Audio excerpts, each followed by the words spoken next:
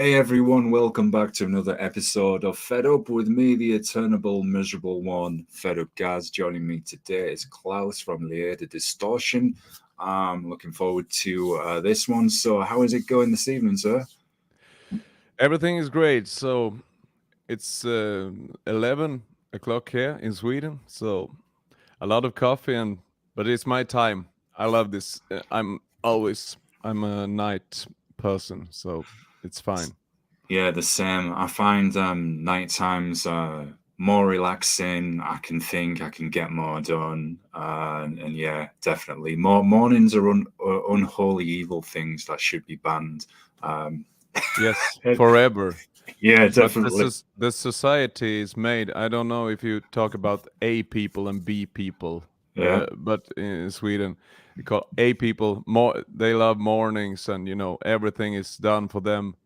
Uh, and B people, the the the awful ones, me. We have problems all the time with this. yeah. Yeah, yeah. It misses me as well on mornings, and there's an old war movie I think from the 2000s set in Vietnam, which typifies how non-morning people feel. As this officer is on base, and he's a really well-known actor, very famous one who I now cannot remember. I think is it Sam Elliott possibly, and he's walking past this, regular soldier, and this guy's like, "Yo, morning, sir," and smiling and everything. And he turns around and can't repeat entirely what he said. He's like, "What are you, a weatherman?" It's like, "Good morning." I'm just like, yeah, But I heard, I heard when I talk to people that love mornings and they be up yeah, at 5 o'clock or something, and yeah, oh, I love sitting, relaxing and reading the newspaper and all that.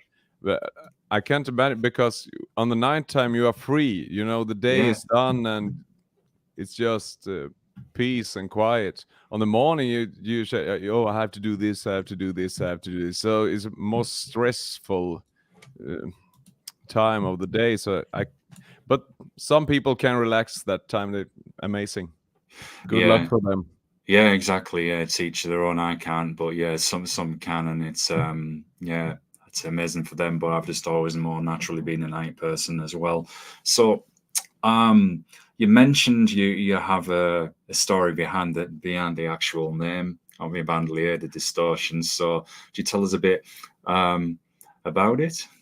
Yeah, it's a horrible name. Actually, I um I talked to one. I have an ad in a rock magazine Yeah. coming out soon, and they told me, the logo is not quite clear as the rest of the ad. So, and I just wrote that doesn't matter because no one of my friends or anyone can remember this name. So let it be blurry.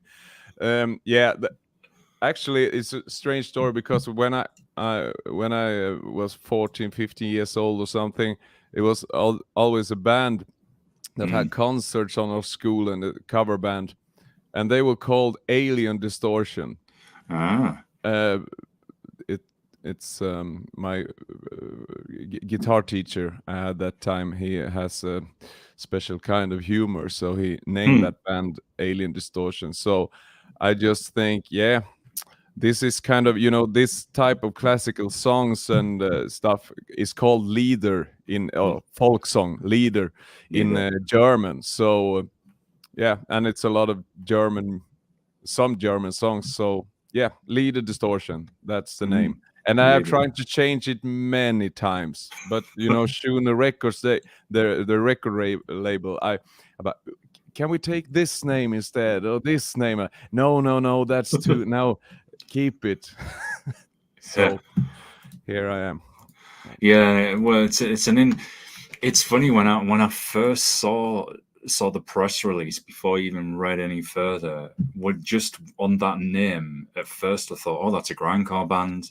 Um, Yeah, yeah. I thought that straight away. Oh, that's a grind, especially or a DB band or raw punk, especially with the distortion being in that. I thought, oh right, and yeah, it's it's different, It's but it's awful. It's memorable. awful. You know, yeah.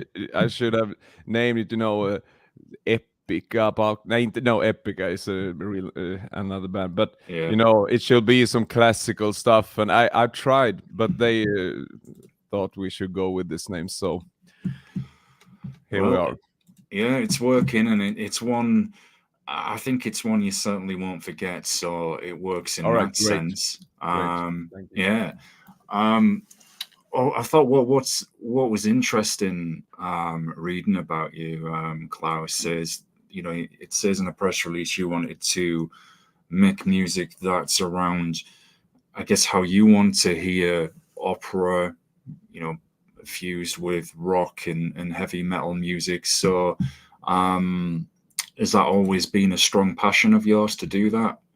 Yeah, for a long time because Mm. I played in bands since I was 10 years old or something. You know, pop rock band Yeah. and rockabilly and stuff, many types of rock and roll. And then I started taking singing lessons when I was about 16, 15 years old or something. And then I came more into classical. You know, you try many different types of Yeah. music, and often you try something classical because it's so much technique and in it. And I thought it was fun and start listening to it. And after some years, I got into the Opera Academy in Gothenburg. Mm. And so I was thinking all the way, I'm going to be an opera singer.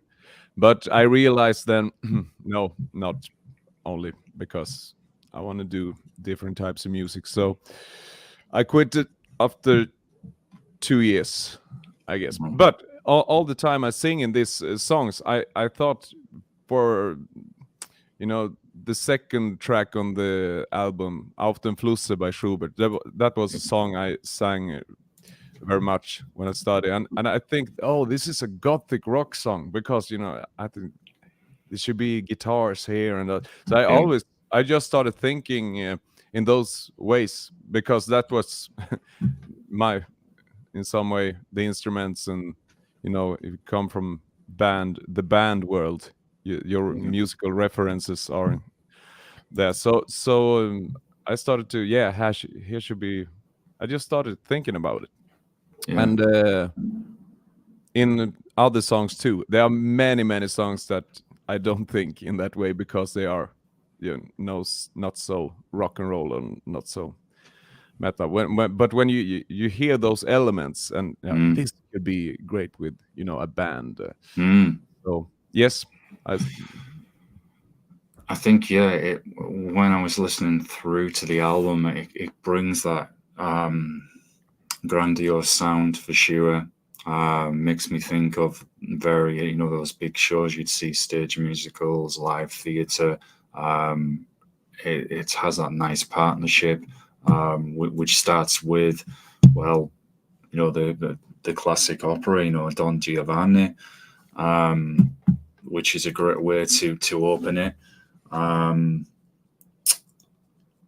Is that a particular favorite opera of yours? That was that the reason why I thought I want to open the album with that particular song? Yeah, I think so, because it's very much, that song is very much, the start music in the opera, and also the death scene. This is built much when Mm. he dies, so Mm. it's a lot of minor and power in the music. So and that song is quite different from the rest, because the rest of the songs I kept. I kept the song into, it's just songs that Yeah. in the way they were written, in pretty much in form. I taken away some parts, but often it's the song. But in Don Giovanni I took, it's 20 pages or something, so I Mm. took some bars there, and tried to build a refrain, and try to build some kind of rock rhapsody, rock anthem Mm. of the parts. So, and that was the last song we recorded for the album, Right. and I think it's my favorite. So I think, Wow. yeah, we start with that one. Yeah. Well, why not? It's certainly a great opening. And the title of the album as well, The Age of Art. I'm just curious, could you tell us what inspired the title and why you chose the name? Oh, how was it? I think I talked to Matteo, who has mixed and also working on the label that releases this. So he came up with it, and it, in some way, yeah, we have titles, and it's hard because I really want to describe what the album is about in the Yeah. title, but it can be kind of cheesy. I don't know if it's too much. So this became more, you don't know, oh, the age of art, this is classical music with guitars. You don't get that, but in some way it refers to, I don't know, some kind of history in art and music. So yeah, he just came up with it, and I thought, yeah, that's good. Yeah, I wondered that if it was possibly in reference to a particular era in history, Renaissance, for example, especially from the cover of the album as well. The nerd in me, I mean, think of like Dante's Inferno that come to mind as well. Yeah. Kind of got like the dark figures in the background with the masks and like the conductor there at the front. That's quite it's what you've already been saying, Klaus, is that you can even see it in that cover. There's that mix of classical music but with that dark gothic vibe as well, which even before I think we had gothic music, if you look at these opera pieces, the art, the music, the plays, they certainly carry that gothic vibe even before we knew what gothic was. Yeah, it's not anything new. And the old musicians on the countryside of Sweden for many 100 years, if a musician, violinist or something, was very, very, very good, people always say, many people don't think, oh, he must have practiced a very long time.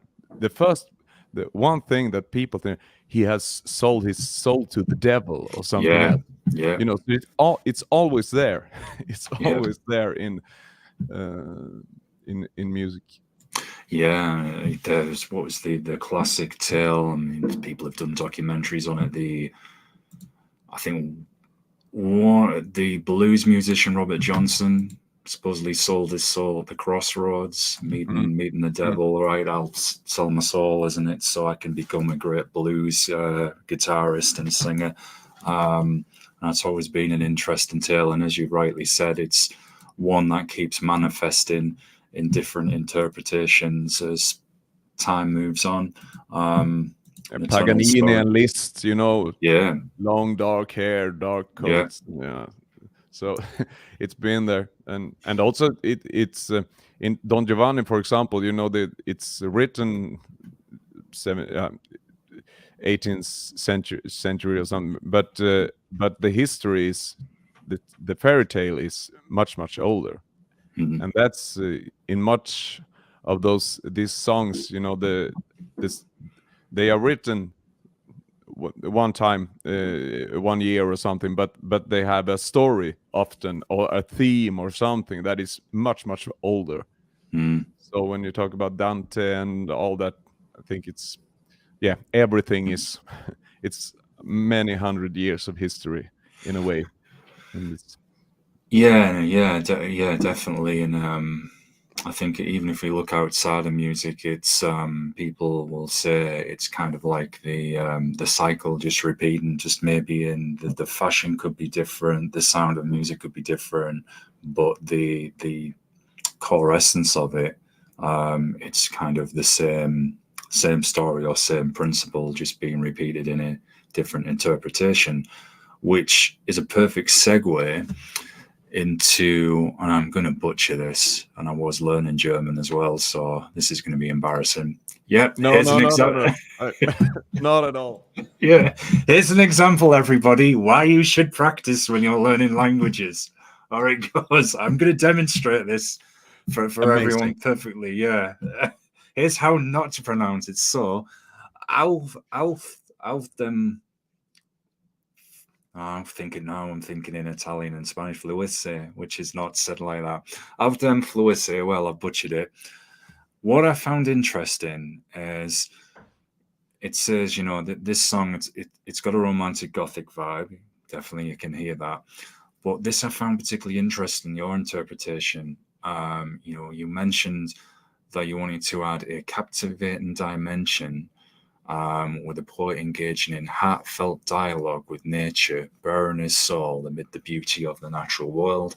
Well, that gives me already a very strong visual in my mind of seeing somebody there out in nature. It could be a very serene, peaceful scene, or even the opposite, but still there, bearing his soul, as you said, and talking with the natural world. So I just wondered why, you know, what inspired you to do this interpretation, and I'm very interested to hear. I can relate to that very much. You know, I'm grow up on the countryside. I live on the countryside, so and this is from the the romantic. Some said it was the first hippie movement in a way, but they looked very different. They had, Yeah, just a bit. yeah, but in some way when you start to, we had started to industry, machines, and we have started to invent things and become more and more off from with the nature when that period. So that's why, I guess that's why they start to be very romantic about nature and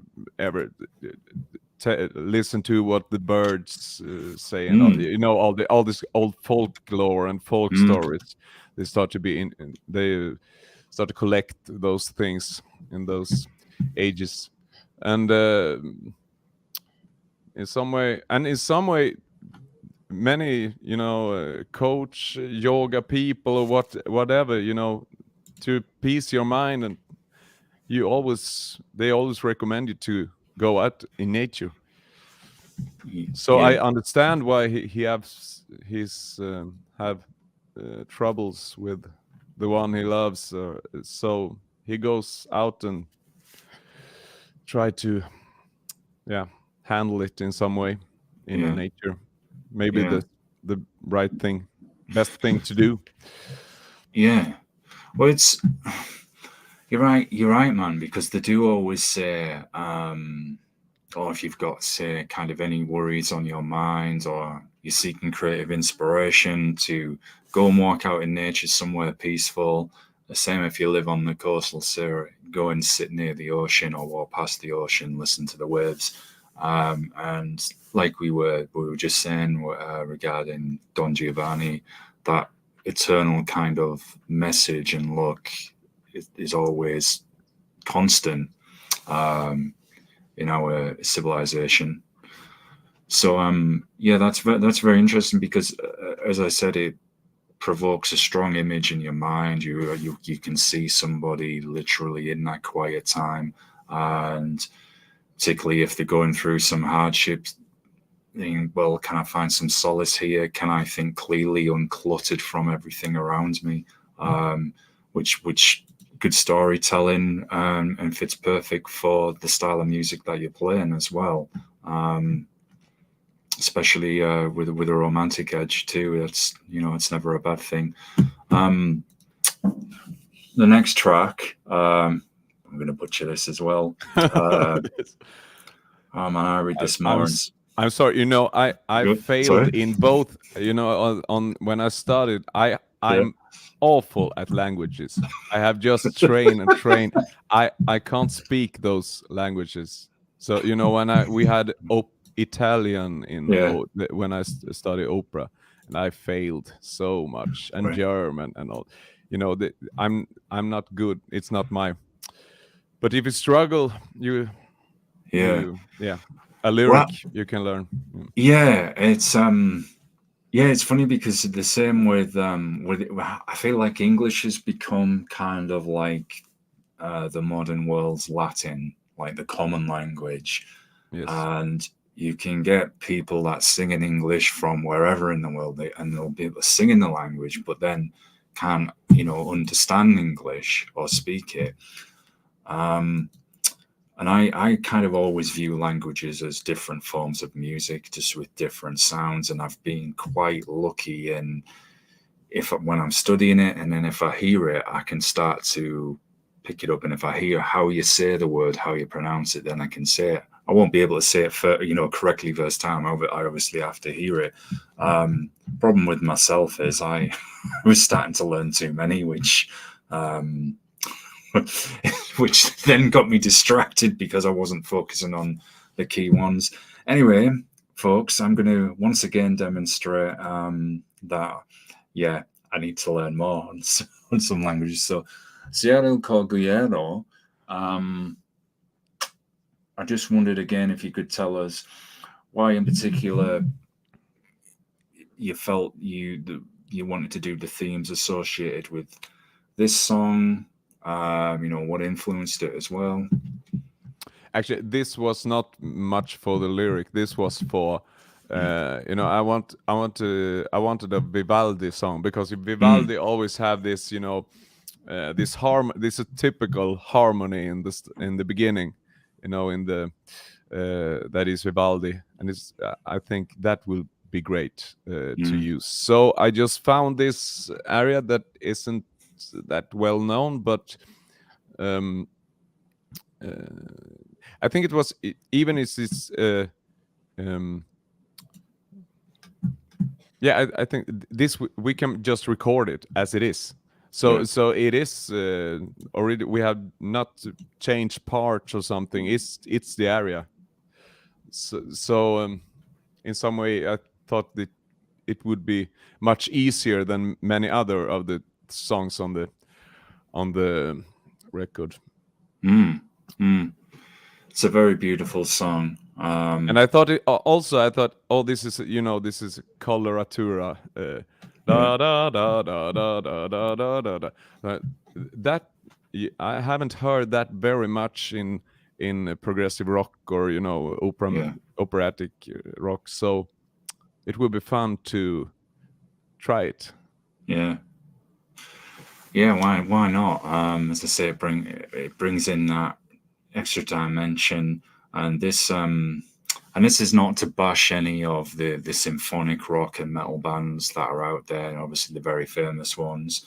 But the sense that I got in my limited knowledge, this really did feel much more classical music infused, certainly leaning more on the opera side than with the rock coming in there to support it. Almost as if, and I hope I'm doing it justice here, but almost as if it was actually a separate genre, but not quite really symphonic rock or symphonic metal, almost mainly like classical rock music in that sense, with classical music with some rock infused in there. Exactly. It leans much more towards the classical than because it used to be rock music with classical influences, and this is almost the opposite. Not really, but it's very much classic. It leans towards the classical much more.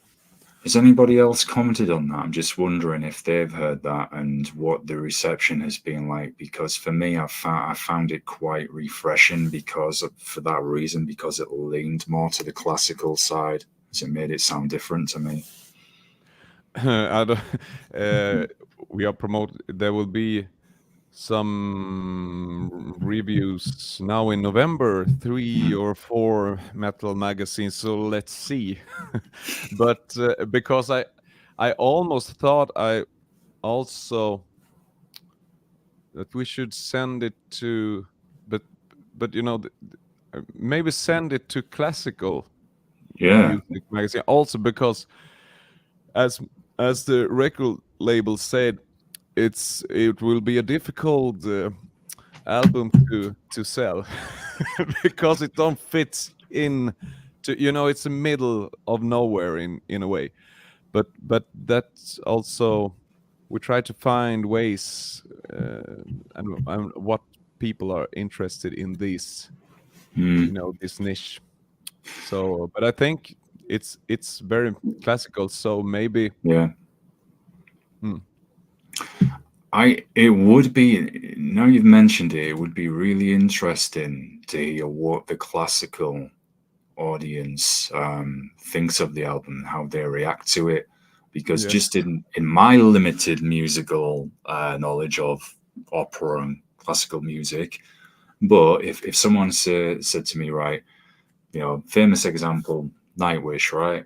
Yeah. Sit and listen to Nightwish, then listen, to you guys. Well, this is no bad on Nightwish, but you guys, as we've said, lean much more to the classical side, whereas you rightly said where it's recently been more a band with classical influences.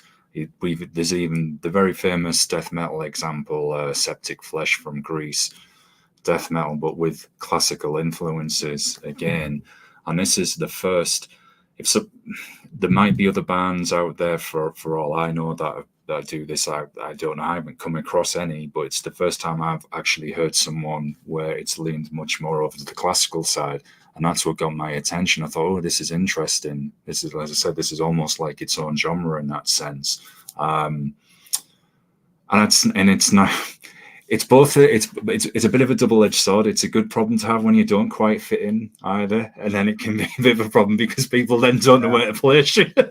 Yeah, it's like a kind of experiment to find, you try to find, but we try to find the people. But I know for sure, I think, people that study classical music or listen to classical music, I think they can be definitely interested in this. So I'm learning a lot to talk with you because it opened my mind a bit. So yeah, I would definitely try more in the traditional classical way. Yeah. Also to Well, work with the album. I think it certainly fits into that community because if you think, and I can't remember the names, but there's been some of those famous violinists in recent years, and some of them have even fronted rock bands where it's been instrumental. It's just been the violinist playing while there's a rock band supporting them. But I thought, well, if those musicians and artists can be accepted in the classical community, then there shouldn't be any reason why you're not, because classical now, if we think of it, like everything, it evolves and there's that many different subgenres. It's still a form of classical music. So why not? It's not, as you said, it's not, say, a metal band or hard rock band, whatever, with classical influences. This is something quite different. And I feel, I mean, yeah, I have a nerdy imagination anyway, but the sense, as I mentioned earlier, it really gave me the powerful visuals, and I could see this on stage in a production. It carries that vibe, so why not?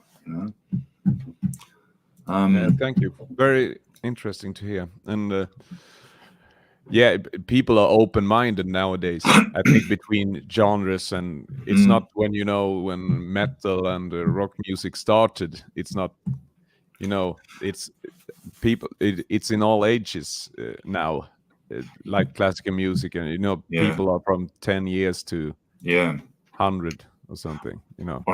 I think like we said with some of the the artists that we've mentioned. Now there's people who are taking those instruments, those sounds, into genres you wouldn't think, oh, this wouldn't work with this kind of music, but somehow it does. They've used it, and they've said, look, this is still a good form of music. Look at how it works. There's even the famous example, Nile, very Egyptian themed death metal band, and then there's I'm going to butcher the name here, Aid from Italy. I never know if it's pronounced Aid or ADE. They're Italian, All right. and they're pretty much an Italian version of Nile, where all their music is based on ancient Rome. They use traditional Roman instruments fused with death metal. Just that little something different to separate it from the standard sound. So Yes, why cool. why not? You know, Yeah. as you said, people now, I think, especially after COVID as well, they're wanting to hear music again, and I think now they're more open to it. And if it's, if it's good, people like it. It's, that's all that matters.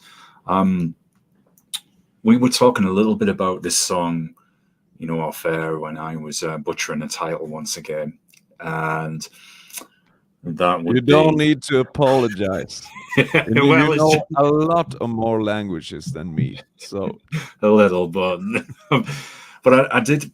This one caught my attention because when I was listening to it, but anyway, and I heard in the lyrics, and I heard, "Ja, Gelska," and I thought, oh, I remember learning that, and I thought, I'm sure that's "I love you." Don't worry, I'm not saying that to you now. Don't ever run away. Like, hey, what's she said? But the song "Du Heiratstrost och Lilia." And you said this was like, was about that. It was about love, a romantic song. So, again, what inspired the lyrics? it's a very old lyric. I think it's written 200 years or so Wow, before they said music to it. wow. And also, when you say "Du hjärtans tröst och lilja" in Swedish, it sounds old. It's a old way to say it. But and it's not at all well-known song, even in the small genre. But I took singing lessons from a pretty famous Swedish baritone, and he had sung this, recorded on a record, and I borrowed it, and I loved the song. And I also think this would be a great, it's kind of musical style of song. It's musical or our rock ballad in a way. I think this would be great to record. So yeah, I love it. Very nice song. It's very beautiful, and it stood out as well. Just because it was in Swedish, I'd got used to, I guess, hearing the opera language, which we get back to after this song. Yeah. And I thought, oh, and then as I said, when I heard "Ja, Gelska," and I was like, oh, and then I thought, oh, this is obviously, about love, something deeper, and that little bit I could understand.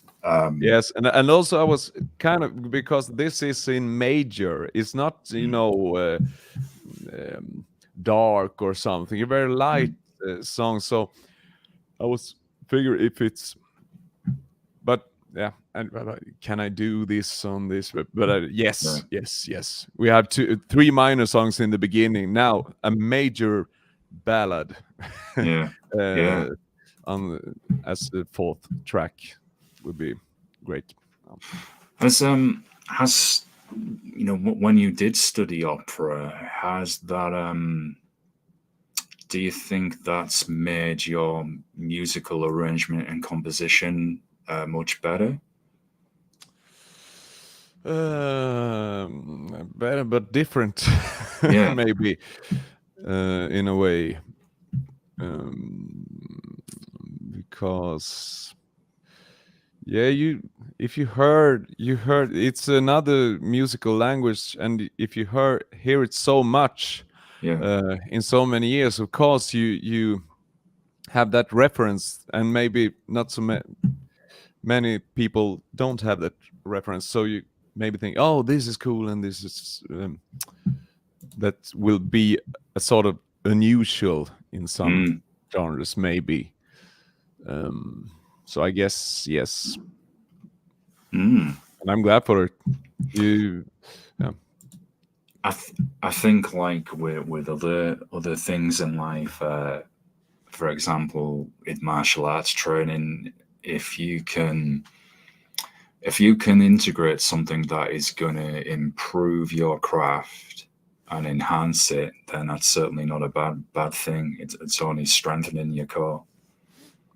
Yeah, absolutely. On the other, sometimes I think about, you know, people that writing very catchy pop songs, and often Mm. because they don't know anything about harmonies and something. Mm. You know, I think about, and also I think about Beatles. How much did they know? Because they have pretty strange chords and stuff, especially after '66, and you know, when they recorded. But how do they found out? But maybe I might, they just listened and did it, and in a way that intuition, yeah, you know, you can be very theoretical sometimes if you know Yeah. too much, and that I try to get away from that, not be theoretical, but you know, listen and be more into. Yeah, but I so in a way maybe depends what music you want to write. Maybe it's good to not knowing too much. Also, I don't Yeah. know. Yeah. Maybe. It's interesting.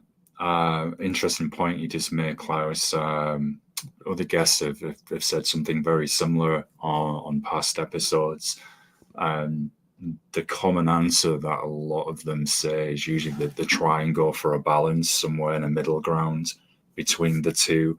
For example, if it's been some bands say that make a sound that's historically more raw and not so clean, and you know, with the production that we have now, they will tell me, well, we try not to sound too polished because we kind of want to remain faithful to the roots of this genre. So we try and go for a middle ground with that. And I think that applies to whatever style you're making. The same with the theory, because you could overload your mind, be too analytical, and think, right, is this, no, this doesn't work, this doesn't work. You're kind of giving yourself writer's block before you even got writer's Yeah, block. yeah, Yeah. absolutely.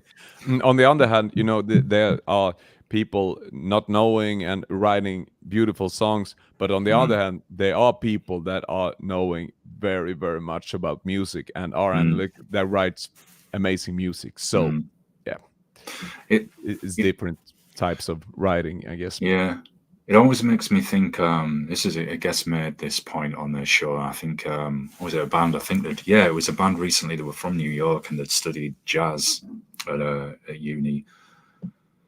And when I hear you know, answers like what you just said, Klaus, it often gets me thinking like back to jazz as well. I think, well, if you look at jazz, just how free form and flowing it is, and how that just literally comes from innate from someone, and they come up with this rhythm, and to other people it might sound, oh well, it's bizarre, this is like a mess, but no, it's pure freedom, it really is.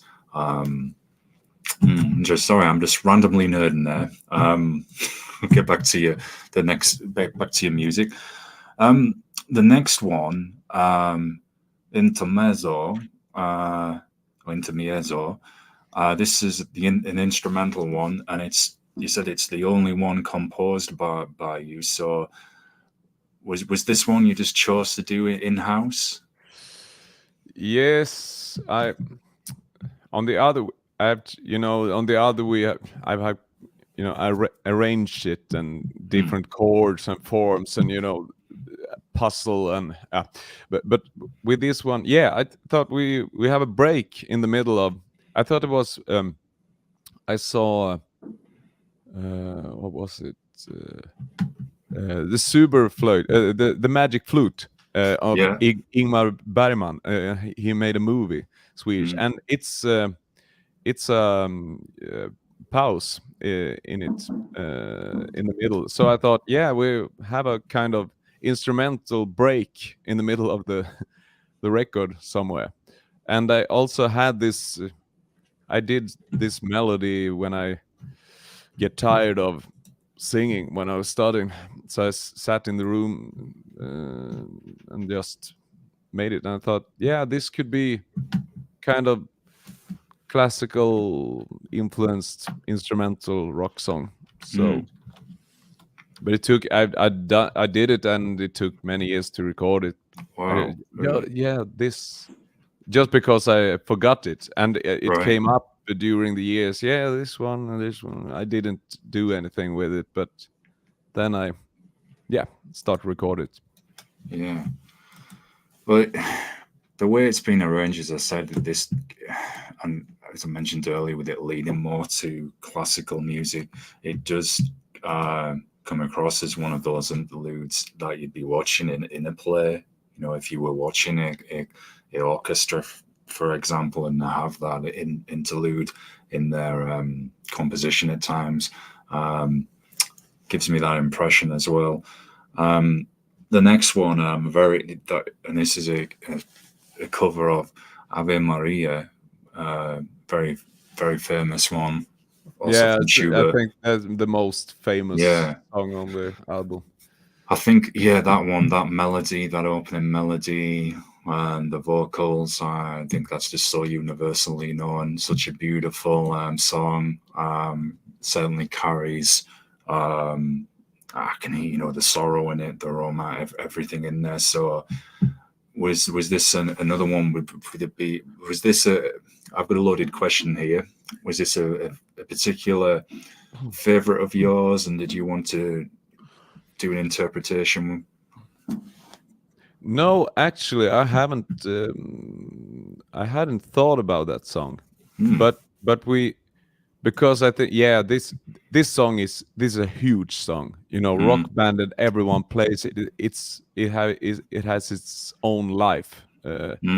People record it and everyone knows it, and so it's something universal with it. Yeah. It has a magic, but I hadn't thought about it. But the record label, I talked to them about, we need some song. I said, yeah, if you come up with something, just send me some files, and they actually arranged the most of it and sent to me, and we talk and sent files, um and then we recorded it. So actually, the song I had least impact of. Actually, um, I'm involved with it, but not that much that the other songs in the process. Yeah. Well, again, it's very beautiful. Obviously, very well known song. One used a lot by sports teams when they get knocked out of various World Cups as well. Yeah, Obviously, the team walking off and that song playing. It's just like, yeah, there goes another. Oh man, it's all around song. yeah. But I'm just curious as well. The other members who in the band who helped you, and Sana on vocals as well. How did you all meet to work together on this music?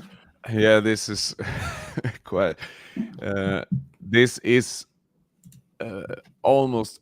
It's mostly a solo project from my side, but I have played with the musicians that I had played with for many years. We did some years ago. We did it live, but it was kind of more with jazz musicians, so we had longer solos, and it was.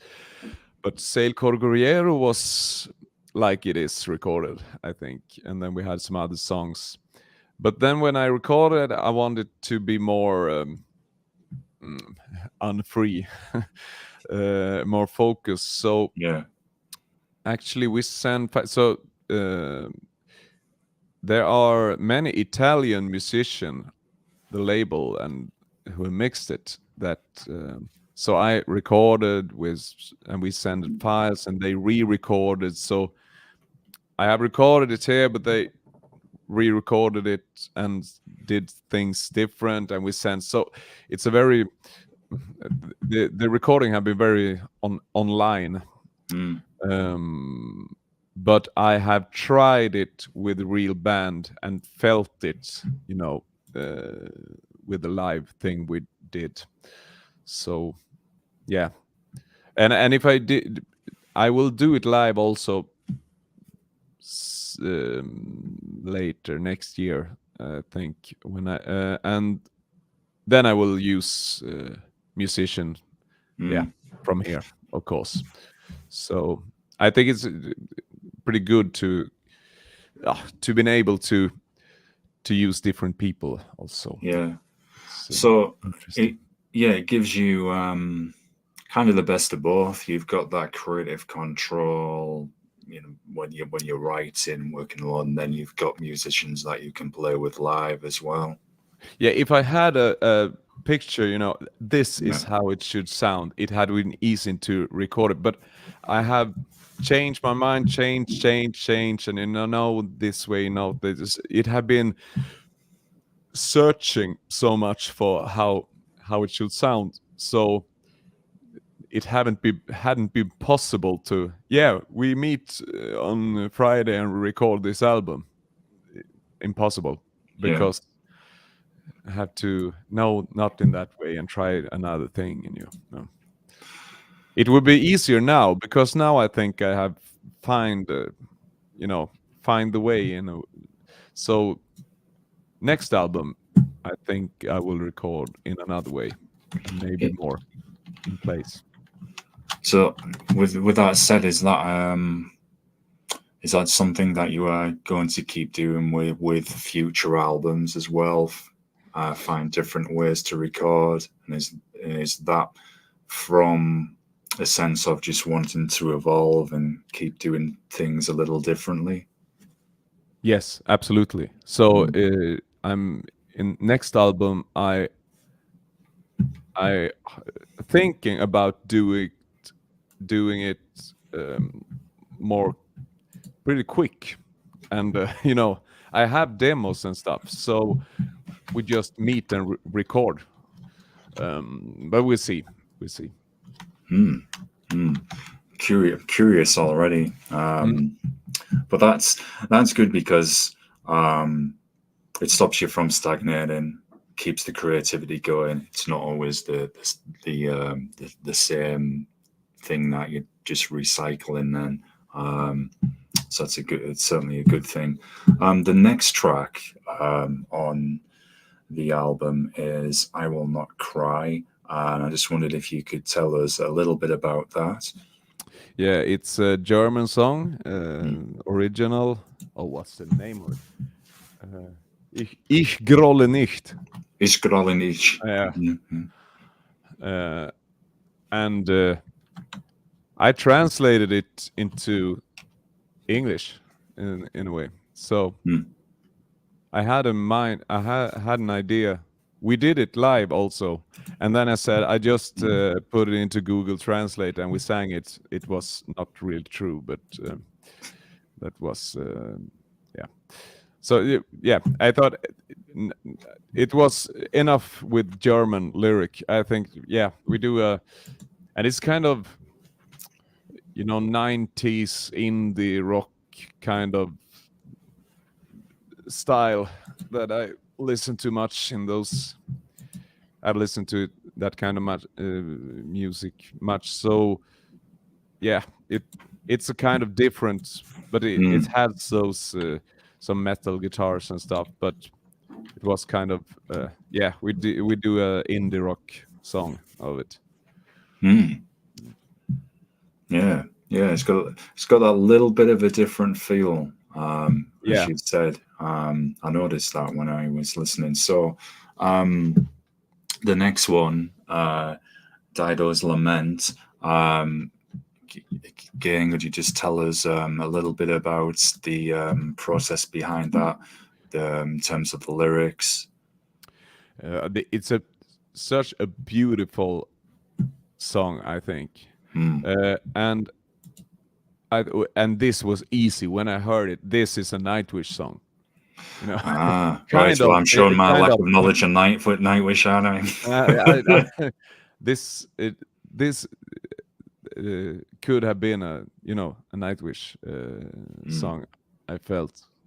So we tried to Yeah, we tried to record it. We don't have I don't we don't have that. Yeah, we do a Nightwish song, but yeah, it's a in a bit. It's such a. I think even if it's an old, very old classical song, it's almost the most classical opera metal band song on the album in a way. Yeah, yeah, I know what you mean. Yeah, And I because think that's cool because it's very old. yeah, It's written in 1600 something. wow, So wow. Well, or that really beginning is of old school. 70. Yeah, but yeah, don't remember exactly. Wow. It's cool. Yeah. Do you I don't know how to put this, what the feeling would be, because but yeah, it must be exciting covering these really classic songs and putting your interpretation on them, and I guess putting this kind of modern feel on there as well. You know, even though obviously it leans very closely to more on the classical side of things, but it must be a special feeling. It would be to me if I if I had that ability to do it. Yeah, it's addiction. Yeah, In a way, you get mad. You're just sitting the hours. It takes a lot of time. You know, yeah, it's many well, many hours because you yeah, have to find chords and you sit with all these songs and try to take that part and we change that and this would so it takes a lot of time, but time flies because it's very interesting. How mm, can this work? How can we do this mm, this song, in another genre, and maybe for another type of listeners also, yeah, because you can, in a way, it's a lot of sound. I thinking about some, Bon Jovi, wonderful Bon Jovi. But if you have taken off the guitars and you have put another singer, it could be a pop song. it very easily. Yeah, Yeah, and in a way, when you listen to this classical, I think many people get scared of the sound. It's not so compressed and it's very dynamic and the instrumentation, so they don't hear the song. You don't hear the music because the sound and the genre is in the way, in a way. yeah, So yeah, I think if you uh, make the music in other genres and other type of style, more people can hear the music, in a way. it makes it more accessible. You've just described perfectly the problem I feel crossover artists of all genres. I'm not just referring to crossover fashion, literally crossover where it can be one type of music fused with another. And sometimes, as you just said, Klaus, you the other style that they're bringing in the music, or even the vocals. Sometimes, if they put the wrong kind of vocals with that piece of music, they're drowned out.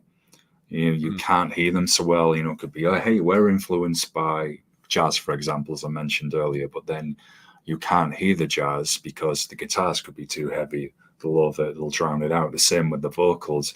It might be someone doesn't have that right kind of voice to flow with that music.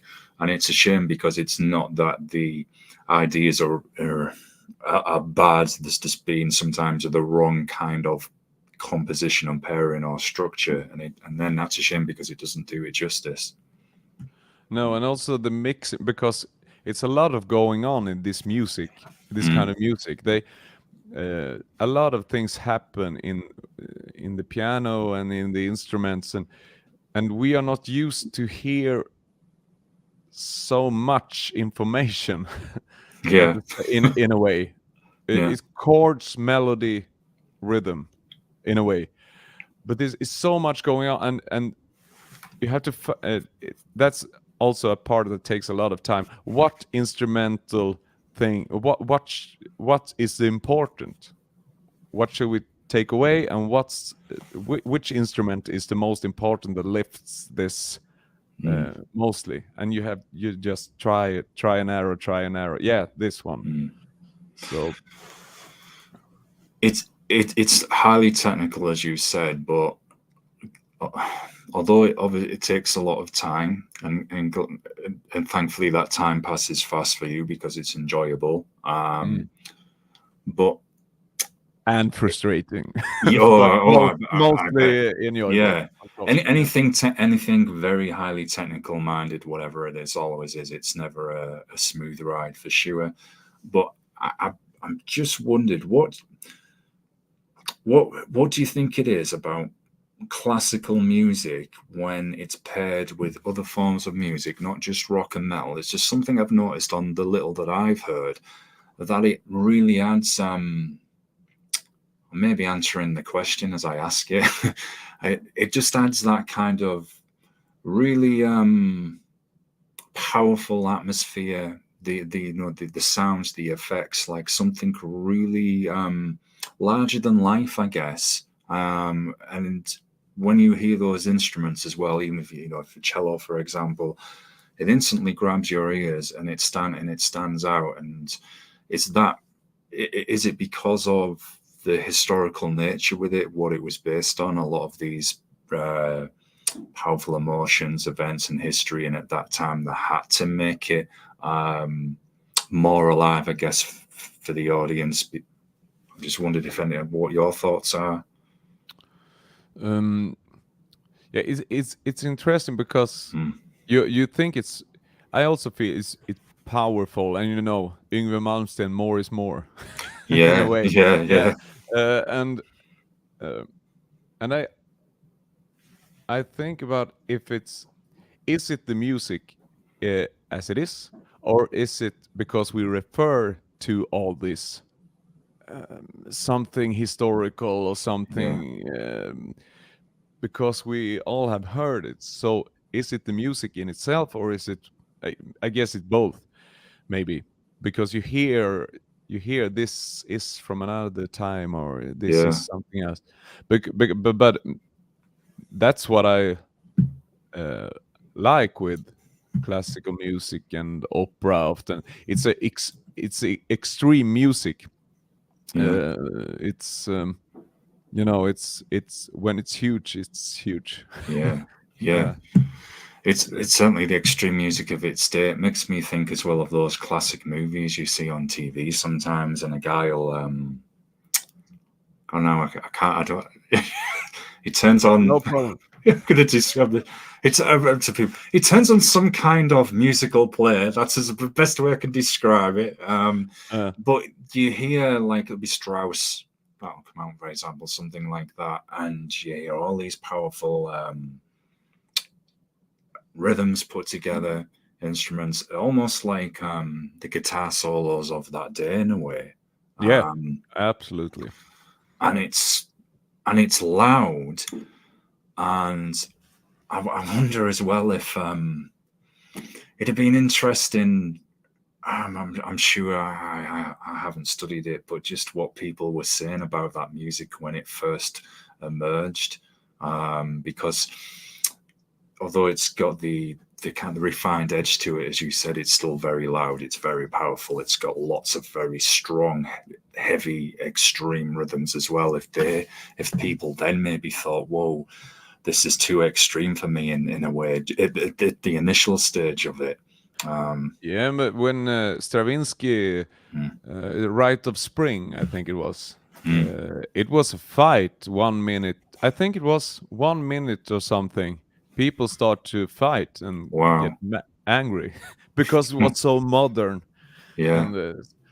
But I think about it, when you have this huge orchestra and people in that time, you don't listen to music that much, and not the volume.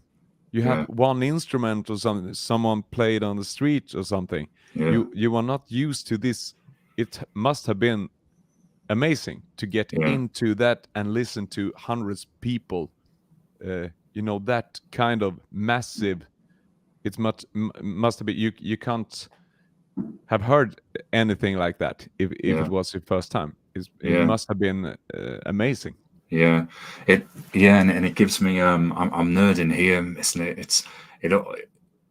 it makes me think of those movies as well, where people are dressed in the attire that's on the album cover. You know, they've got those masks on, Yeah. and they're taking them into like some underground cave or something. You know, good intentions, and then you'll hear that on the soundtrack, and you think, you know, and I'm sure some things like that happened back then, and I thought that must have been truly horrifying. Yeah. To be, you know, Horrible. like that. Yeah. Because for now, for example, you know, we were talking about earlier, we were referring to one of the songs about, you know, somebody going out there into nature to seek that solace. Well, Yeah. if you walk past the ocean on a night and you see the waves and you just see that absolute pitch blackness, and you can see in the distance the waves slowly forming, and it makes me think, well, a few hundred years ago, and if you think of these ships were on the coast of various countries and dropping off the scouts before the actual troop of soldiers were going to go there and attack, that must have been absolutely terrifying for those people. Something coming out of the darkness like that, and then the next thing is all these soldiers. It must have looked otherworldly, and I think it's got all that atmosphere in it, classical music as well. Nerd like me thinks that's fantastic. I agree, and you know, the world was it was more magic. You have to fill in more gaps. Yeah, and that's a pretty boring thing with our time, but yeah, there is still magic, and yet I think we will continue have some magic in our lives, but yeah, I think there's always the mystery is always interesting. So I think that will always be one of the enduring facets. I know someone could argue, no, well, everything's been done with the technology, and AI is going to remove all mystery and blah blah blah blah blah. But if you think the more we unlock, the more we advance, it will probably lead to more mysteries of things that we don't yet understand. So that's kind of the way I've been trying to be a bit optimistic here, I guess, with current things that have been debated around. I agree with you. We have never known anything in our history. I don't think we know it now. Yeah, and that's probably why as well. I think you mentioned earlier about us losing that bit of a balance, like that bit of things we had in the past, that bit of a song. I think that's why we've seen some artists and bands that are playing kind of probably going to get the entire genre wrong, but kind of music that features some of those very old traditional instruments, songs based on the past, maybe just to remind us of who we once were, to kind of say, look at this art we once made, to help bring about that balance. Just returning to your own music, your Stanchen, which another of Schubert's. This is quite a nice close for the album as well. So I just wondered, was this originally intended as your closing song? Yes, it was. It's kind of, you know, lullaby in a way, and pretty violent lullaby. It is. I love the melody of Stenchen. I think it's absolutely amazing.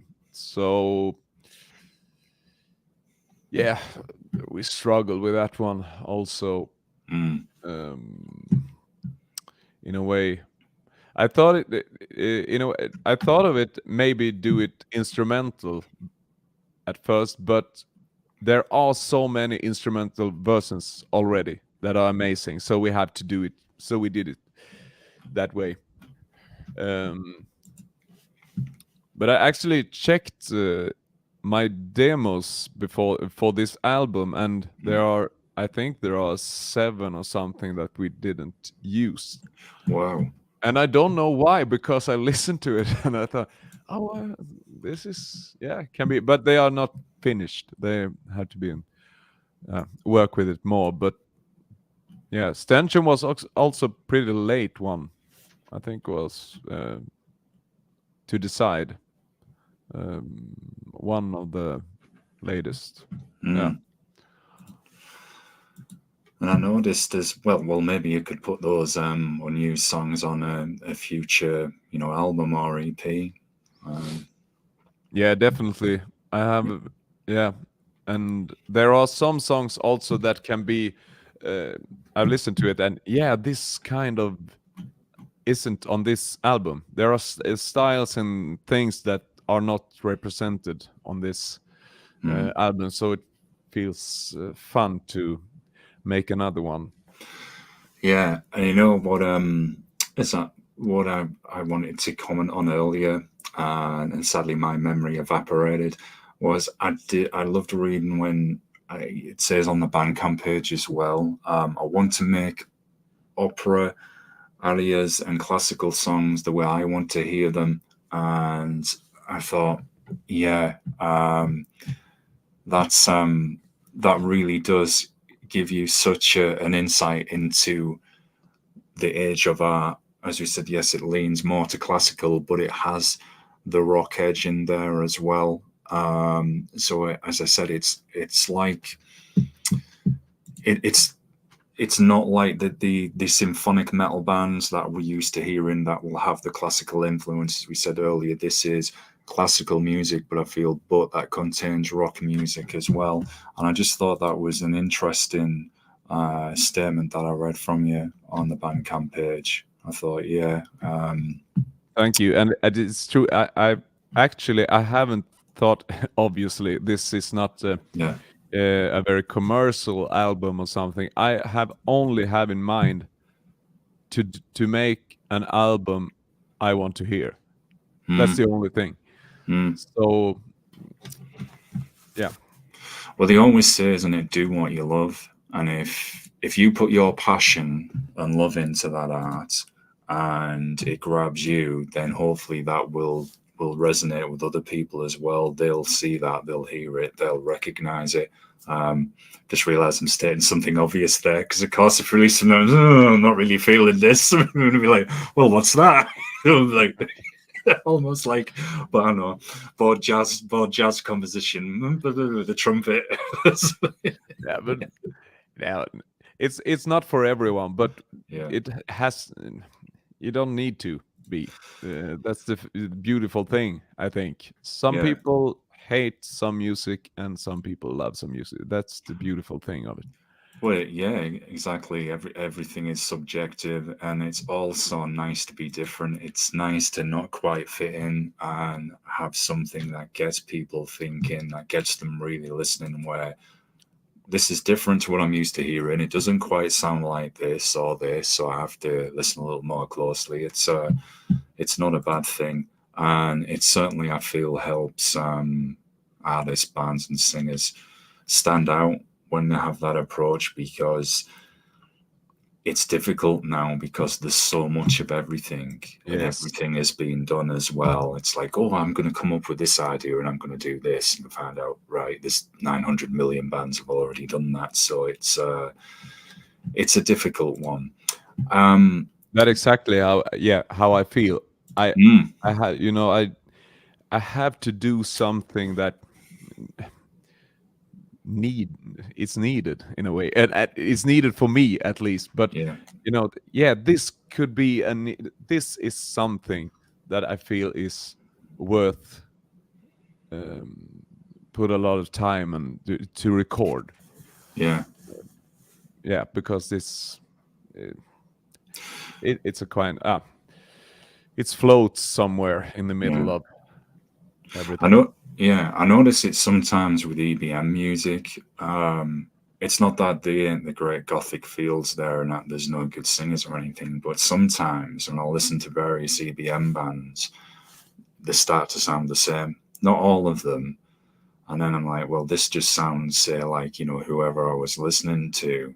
And then it's, well, I may as well just listen to, I know, Suicide Commando or whoever, rather than keep on an so yeah, I think if you can come up with something that differentiates you, then it certainly stops.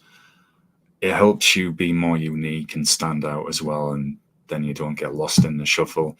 I did want to ask you as well about the videos. You've got 4 up at the moment for the songs from the album. I just wondered if you've got any more videos planned for the others. Yes, I actually I thought about it last week that I should make, but I like he who done the videos. I thought that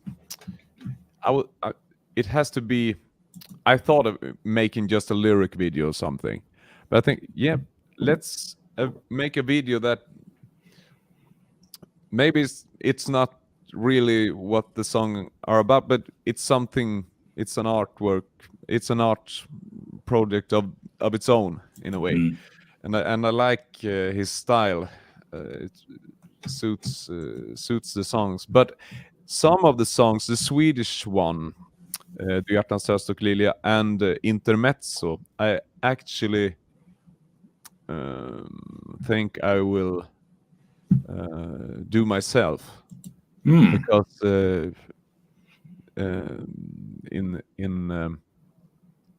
just I will not stand, I think, and sing, but yeah, the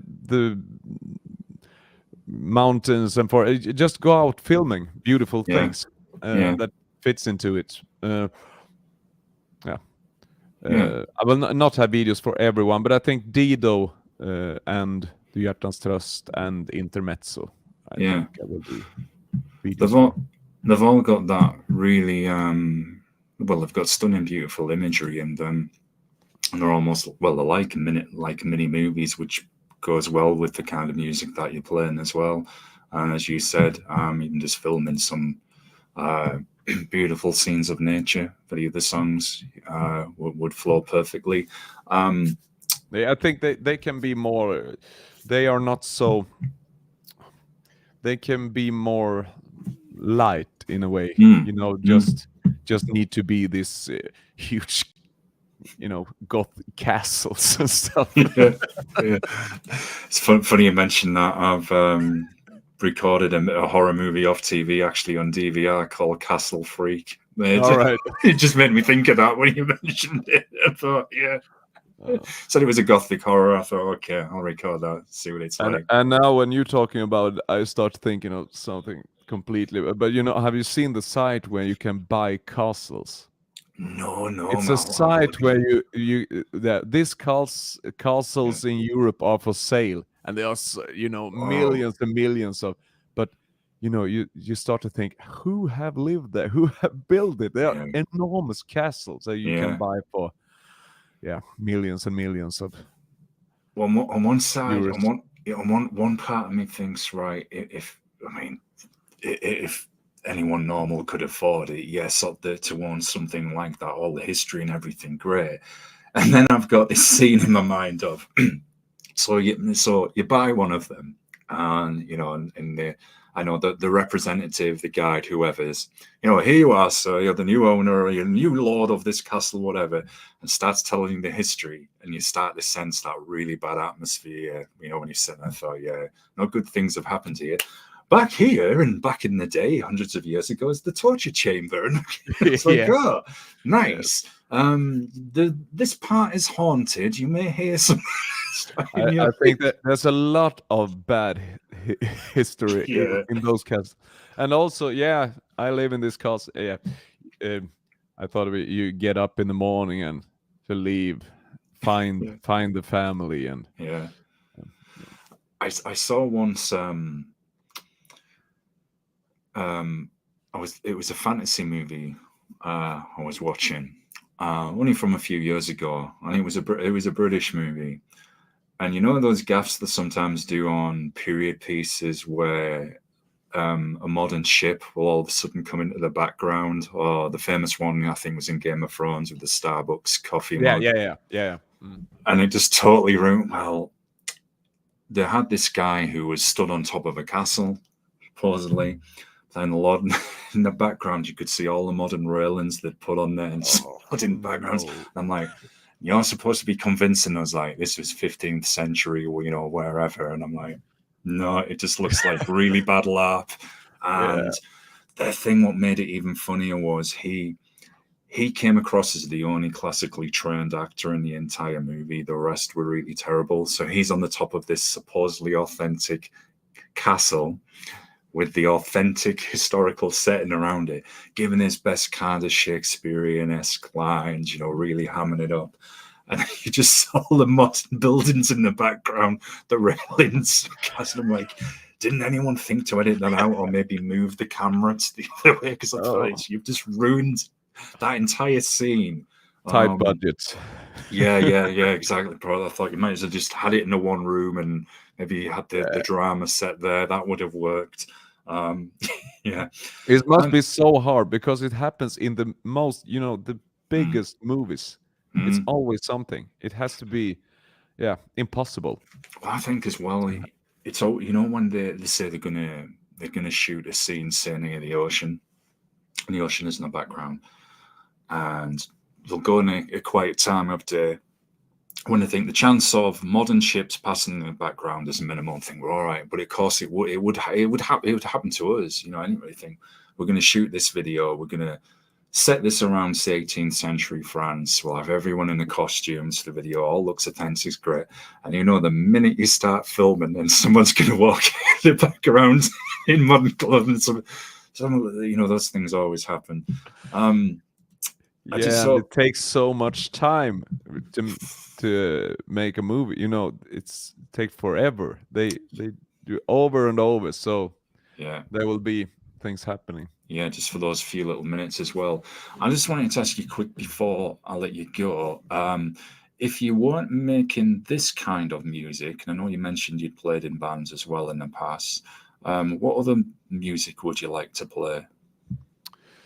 I play very much different kind of music. I'm a freelance musician, and but I'm not recording so much my own music. I think,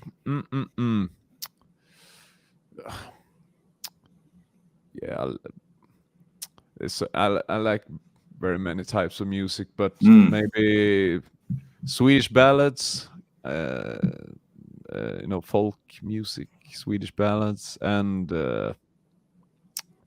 I'm a huge Elvis fan, so the fattest 70s ballads with huge orchestra. And, maybe so.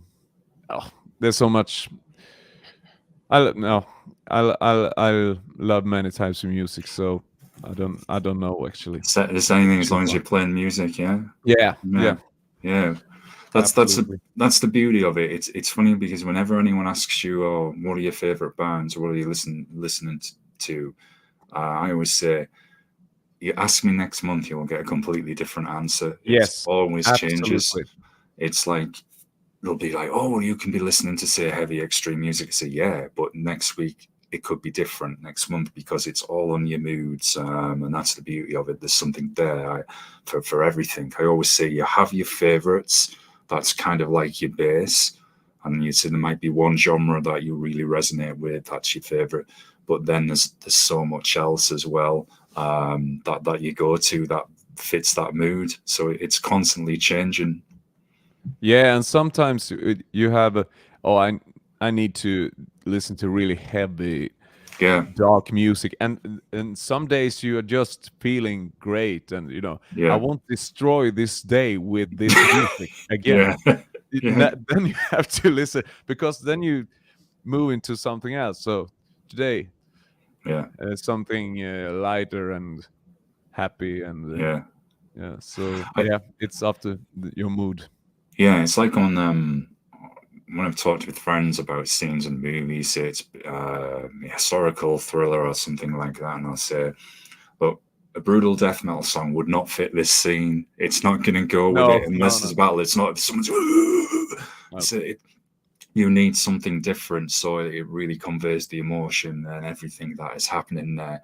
But like I said, as much as I love that music as well, it's not going to flow with that particular scene in that movie. Not at No, all. and it's balance. If I have Yeah, listened to very complicated music for yeah, some time, I no, I have to listen to easy, yeah, yeah, simple um, music, if you can call it that. So you yeah, always balance in a way. yeah, definitely.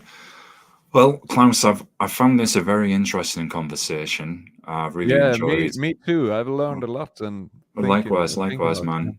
Likewise, you're very welcome. I always say to guests when we get to the end of the show, if there's anything they would like to shout out or anything they want to promote, anything at all. So, the floor is yours.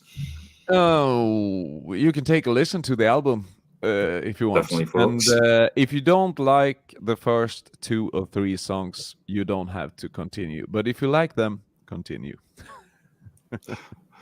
There we go, folks. Definitely, and you can check out Lier de Distortion on Bandcamp. I will put all the links in the description for the video, so definitely go and support it.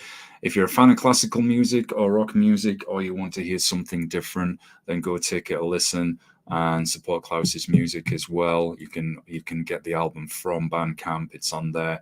It's certainly something different, and it's very beautiful too. Been great talking to you, man. Really nice conversations, I've said, and I Thank just you. want to thank you for Same. joining me. So, folks, I'm going to do uncomfortable pause moment. You should be used to this now, where I hit end stream, and there's always that 2 or 3 second delay, and I'm like going like that. So Yes. let's do